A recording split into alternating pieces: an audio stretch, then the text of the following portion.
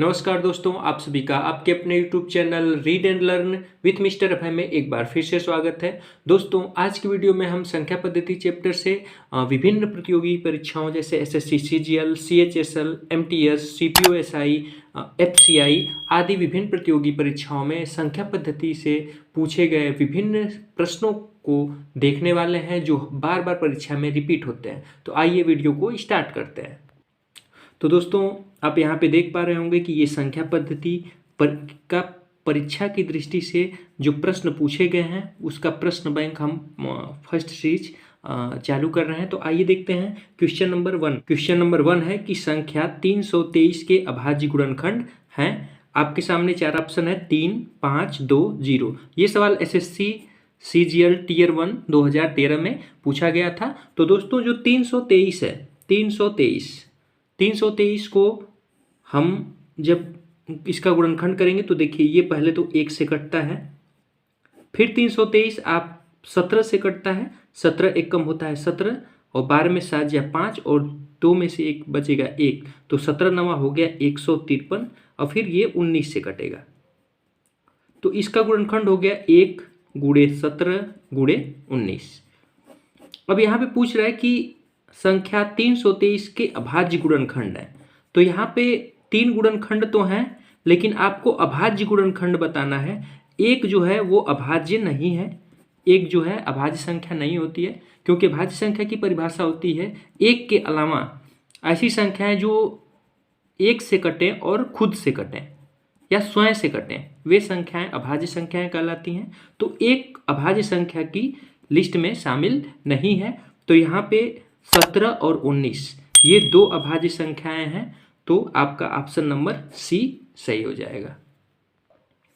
अगला सवाल आपके सामने है क्वेश्चन नंबर 2 कि 2 के पावर x माइनस 1 प्लस 2 के power x plus 1 equal to 320, तो x का मान बताओ। देखिए ये सवाल बहुत ही इंपॉर्टेंट है, इसको आप ऑप्शन से भी लगा सकते हैं और नियम से भी लगा सकते हैं। तो आइए देखते हैं ये सवाल हम कैसे लगा सकते हैं। 2 पे x माइनस 1 प्लस 2 पे x प्लस 1 इक्वल टू 320 है। तो यहाँ पे आप इसको इस तरह से भी लिख सकते हैं, 2 पे x माइनस 1 प्लस जो 2 पे x है, 2 पे x प्लस 1 को आप लिख सकते हैं 1 माइनस 1।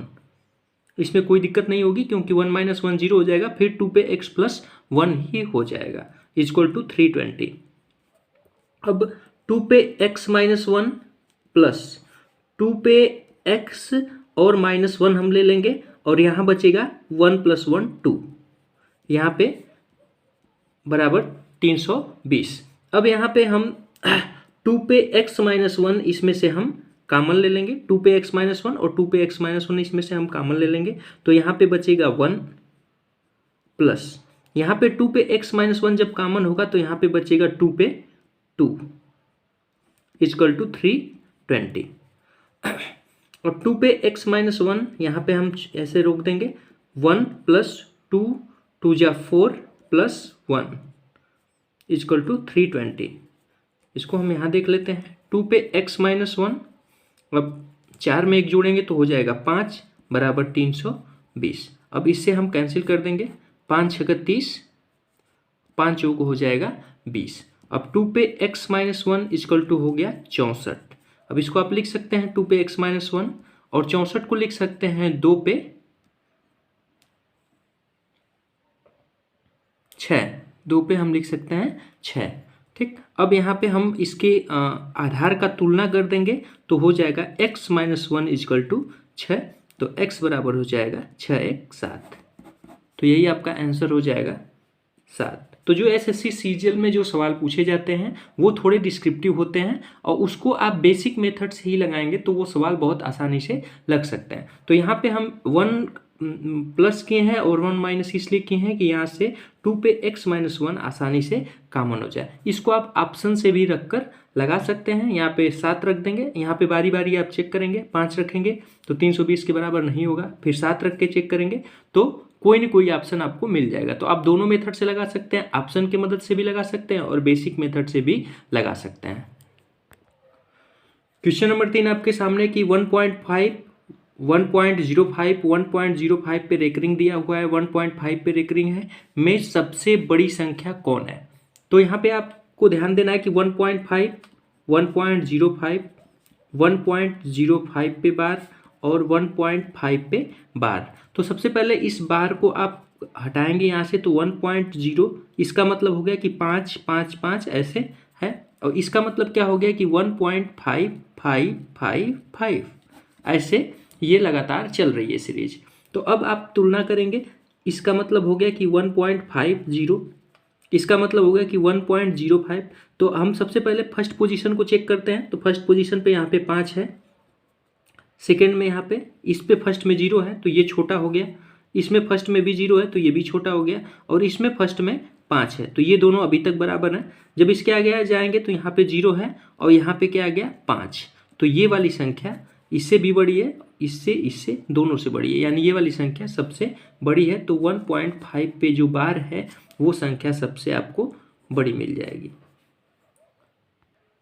अगला सवाल है कि 3/4 और 3/8 के बीच एक परिमेय संख्या बताओ। ये सवाल मल्टीटास्किंग 2013 में पूछा गया था। तो जब आपको इस तरह के सवाल आए कि 3/4 और 3/8 के बीच परिमेय संख्या पूछा है, तो सबसे पहले आपको इन दोनों को ऐड कर देना है, और ऐड करना है सबसे पहले। तो इसका एलसीएम हो जाएगा 8, 4 दूना के 8 और 2 तिहाई हो जाएगा 6 प्लस 8 8 एकम 8 और 3 6 3 9 बटा हो गया 8, और उसके बाद इसमें आपको 2 से भाग कर देना है। तो ये हो जाएगा 9/8 और 2 का भाग करेंगे तो ये उल्टा हो जाएगा, तो गुणे 1/2, तो 9/8 दूना के हो जाएगा 16, तो ये हो गया 9/16। आपका ऑप्शन नंबर बी सही हो जाएगा। यानी जब आपको कोई संख्या, दो संख्या दी हो और उसके बीच एक परिमेय संख्या पूछ रही हो, तो दोनों को जोड़कर आपको 2 से भाग दे देना है, वो आपका आ जाएगा। आप यहाँ भी 2 से डायरेक्ट भाग दे सकते थे, तो या तो आप जोड़कर भाग दीजिए या पहले ही भाग दे लीजिए। तो जब भी 2 परिमेय संख्याएं दी हों और उसमें पूछा जाए कि उसके बीच वाली संख्या कौन सी होगी, एक परिमेय पूछा जाए, तो दोनों को जोड़कर आपको 2 से भाग देना होता है। अगला सवाल आपके सामने है कि 0.3 0.03 0.9 और 0.09 संख्याओं में वह संख्या बताओ जो √0.9 के निकटतम हो, यानी करनी में 0.9 के निकटतम इनमें से कौन सी संख्या है। तो सबसे पहले आपको इन सभी संख्याओं को करनी में कर लेना है। करनी में करने का क्या मतलब होता है, इसको अगर आपको रूट के अंदर ले जाना है तो 0.3 का वर्ग कर देना है, इसको रूट में ले जाएंगे तो इसको 0.03 का वर्ग कर देंगे, इसको अंदर ले जाएंगे तो 0.9 का वर्ग कर देना है, और इसको अंदर ले जाएंगे तो 0.09 का आपको वर्ग कर देना है, क्योंकि वर्ग वाली ही संख्या रूट के बाहर आती है। तो जब इसका आप वर्ग करेंगे तो 3 तरीके 9 हो जाएगा, और 2 अंक के बाद दशमलव लगेगा तो 0.09 हो जाएगा। इसका वर्ग करेंगे तो 3 तरीके 9 होगा, 2 4 अंक के बाद 0 लगेगा तो 2 4 अंक के बाद 0 लग जाएगा।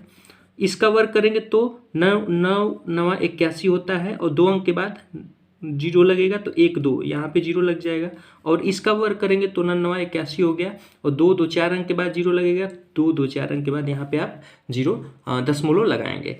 अब पूछ रहा है कि करनी में 0.9 के निकटतम कौन सा होगा। तो यहाँ पे आप देख पा रहे हैं कि 0.9 ये 0.9 है तो ये निकटतम नहीं होगा, ये 0.09 है तो ये भी निकटतम नहीं होगा, ये 0.081 आ रहा है तो ये भी निकटतम नहीं होगा, तो 0.8 के निकटतम होगा। तो यही आपका ऑप्शन 0.9, यही आपका ऑप्शन सी सही हो।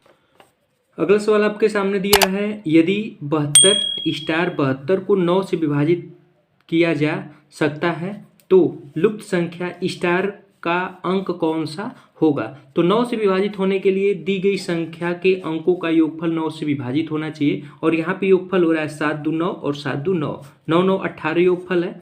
अब देखिए यहाँ पे हम 3 रखेंगे तो 8 3 11 21 होगा, तो ये ऑप्शन गलत हो गया। यहाँ पे 2 रखेंगे तो 18 2 20 हो जाएगा, जो 9 से नहीं कटेगा तो ये भी गलत हो जाएगा। 5 रखेंगे तो 8 5 13 23 हो जाएगा, जो 9 से नहीं कटेगा। अगर हम यहाँ पे 0 रखते हैं, यहाँ पे 0 रखते हैं तो 9 9 18 ही रहेगा, तो ये 9 से कटेगा। और अगर 9 रख देते हैं तो 9 3 27, वो भी 9 से कटेगा। तो ऑप्शन नंबर डी सही है। ये सवाल देखिए बहुत ही इंपॉर्टेंट है, ये MTS 2013 में पूछा था और CGL 2002 में भी ये सवाल पूछा था। अगले सवाल की तरफ हम बढ़ते हैं कि 7 पे 12 माइनस 4 पे 12 निम्न में से किस संख्या द्वारा पूर्णतः विभाज्य होगा। ये भी सवाल बहुत ही इंपॉर्टेंट है और बार बार परीक्षा में पूछा जाता है। देखिए एफसीआई में पूछा था और सीजीएल 2011 में भी ये सवाल पूछा था। तो ए पे एन माइनस बी पे एन, ये हम, अगर आप इस वीडियो को नहीं देखे हैं तो हमारे जो प्लेलिस्ट है उसमें इस तरह के सवाल का हमने पूरे डिटेल में अध्ययन कराया है, तो उसको आप जाकर जरूर देखें। ए पे एन माइनस बी पे एन, ए पे एन माइनस बी पे एन पूर्णतः विभाजित होता है ए प्लस बी से और ए माइनस बी से, यानी ए पे एन माइनस बी पे एन ए प्लस बी और ए माइनस बी से पूर्णतः विभाजित होता है और यह ए प्लस बी इंटू ए माइनस बी से भी पूर्णतः विभाजित होता है, यानी ए प्लस बी से भी पूरा पूरा कटेगा, ए माइनस बी से भी पूरा पूरा कटेगा और ए प्लस बी गुणे ए माइनस बी से भी पूरा पूरा कटता है। तो आपका सवाल है 7 पे 12 माइनस 4 पे 12, तो देखिए ए की जगह पे 7 है और बी की जगह पे है 4 और एन की जगह पे है 12 और ये कंडीशन सम संख्या के लिए, अगर n सम संख्या हो तो देखिए यहाँ पे 12 सम संख्या है, तो a plus B 7 4 11, a minus B 7 में से 4 घटाएंगे तो 3। अब देखिए ये 11 से भी कटेगा, 3 से भी कटेगा और 11 3 के गुणनफल से भी कटेगा, तो 11 तिहाई हो जाएगा 33। ऑप्शन नंबर आपका डी सही हो जाएगा। यानी जब भी आपका इस तरह का सवाल है तो आपको बिल्कुल परेशान होने की जरूरत नहीं है, ये देख लेना है कि ये सम संख्या है कि नहीं है। अगर सम संख्या है तो इसका योगफल और इन दोनों का योगफल और इन दोनों का अंतर का गुणनफल से भी कटेगा, तो ये 33 आपका ऑप्शन सही हो जाएगा। अगला सवाल है कि 2 पे x6n माइनस 4 पे 2n, जहां n एक प्राकृतिक संख्या है, सदा विभाजित होगा।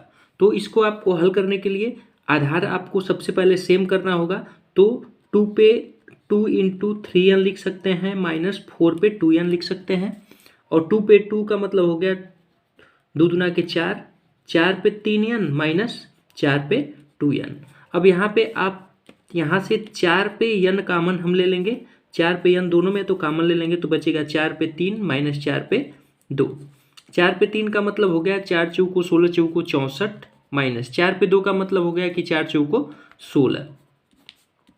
अब इसको आप हल कर देंगे, 4 पे n, अब 14 में 6 जाएगा तो 8 बचेगा और 5 में से 1 घटाएंगे तो 4 बचेगा, ये आ गया 48। ऑप्शन नंबर डी आपका दिया है 48। तो ये 48 से देखिए 48 जब हम भाग देंगे तो ये 48 से 48 कटेगा, ये पूरा पूरा कटेगा, तो ऑप्शन नंबर डी आपका सही हो जाएगा।